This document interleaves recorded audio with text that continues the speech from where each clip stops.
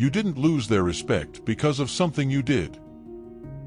You lost it because of something you stopped doing. And the worst part is you didn't even notice the exact moment it happened. Because respect isn't lost with a mistake. It's lost with a sequence of silences you should never have swallowed.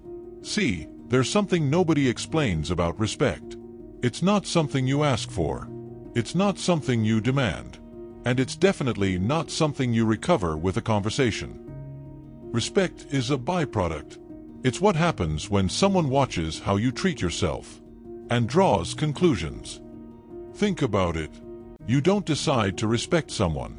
You observe them for a while, and one day you realize you already respect them. Or you don't. It works like gravity. You don't need to believe in it. It just acts. And here's what hurts.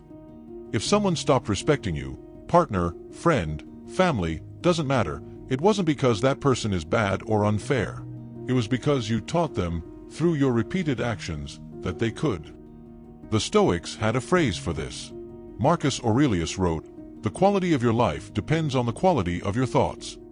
But there's a more brutal version nobody quotes. The quality of how people treat you depends on the quality of what you tolerate. And that brings us to the first habit, which isn't what you expect.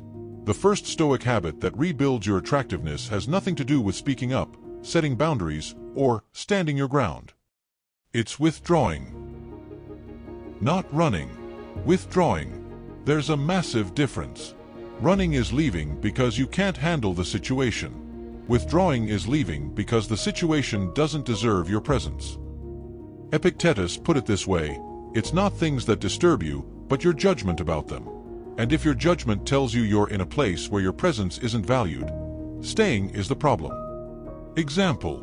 You're at a dinner and someone interrupts you every time you speak.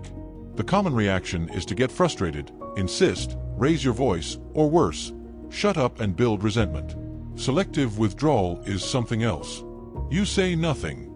No drama. You simply start investing your attention in another conversation. Or you pull out your phone. Or you leave early.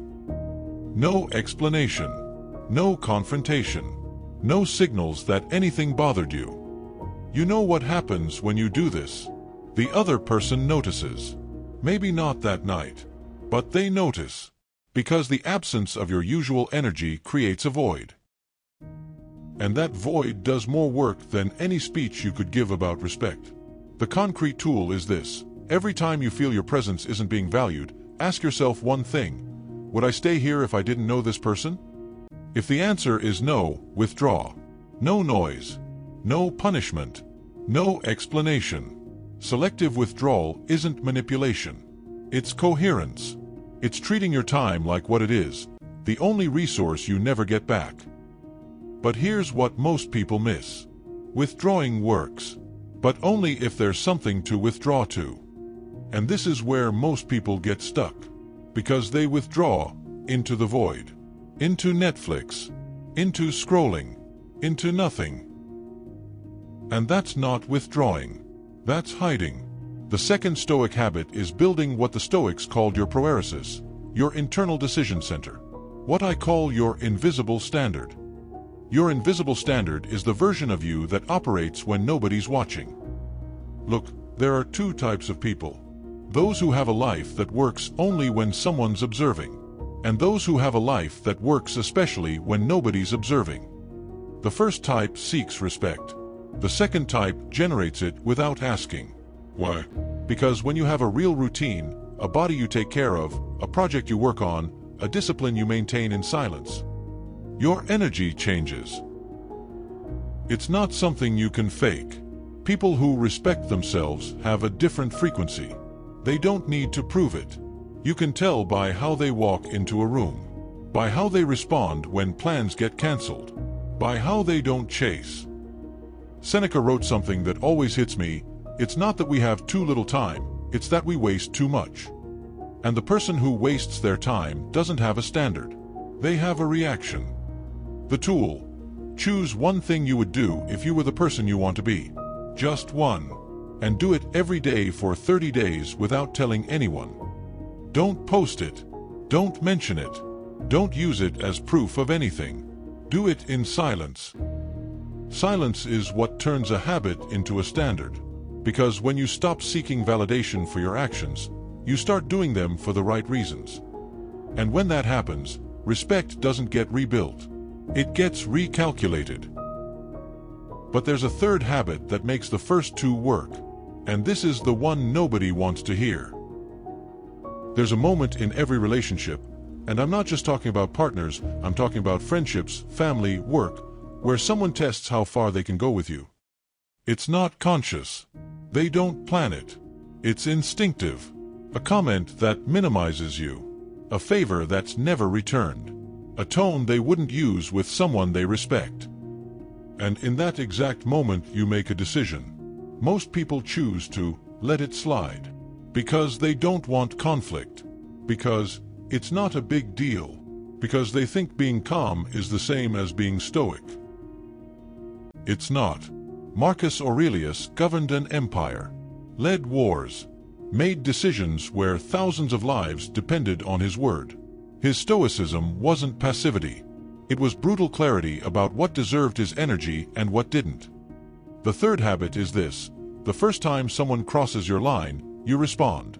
Not with anger, not with drama, with one calm sentence that makes it clear that territory is not available. Real example. Someone says, "You always exaggerate in front of others." The instinctive reaction is to defend yourself. Explain why you don't exaggerate. Give context. Justify yourself. The Stoic response is to look at that person, let the silence settle, and say something like, "Maybe, but I'm not going to discuss it here." Done. Topic closed. No escalation. No submission. What just happened? You took the fight away without giving them the win. You didn't feed the conflict, but you didn't tolerate it either. You made it clear that you're not territory anyone can enter without consequence. The tool: have one prepared phrase. Just one. That you can use every time someone crosses your line. Short, calm, and it closes the conversation without opening it. Examples: I'm not going to respond to that. / maybe, but not here. / that's not something I'm willing to discuss. Memorize it. Practice it. Use it. Because dignity isn't defended with speeches. It's defended with automatic responses that don't need thinking. I told you this video was about making people respect you again. But I lied. This was never about them. The three habits: withdrawing, building your standard, responding at the line, they're not designed to change how people see you. They're designed to change how you see yourself. Because that's the trap you were in. You thought the problem was that someone stopped respecting you. But the real problem is that you stopped acting like someone who respects himself. And when that gets fixed, other people's respect doesn't get rebuilt. It becomes irrelevant. Not because it doesn't matter, but because you no longer need it to know what you're worth. That's what the Stoics understood 2,000 years ago. That real power isn't in controlling how people treat you. It's in your well-being no longer depending on it. If this moved something in you, there's more on this channel. But I'm not going to sell it to you. I'll just say this: the person you were before pressing play on this video already made a decision about you. The question is whether you're going to keep accepting it.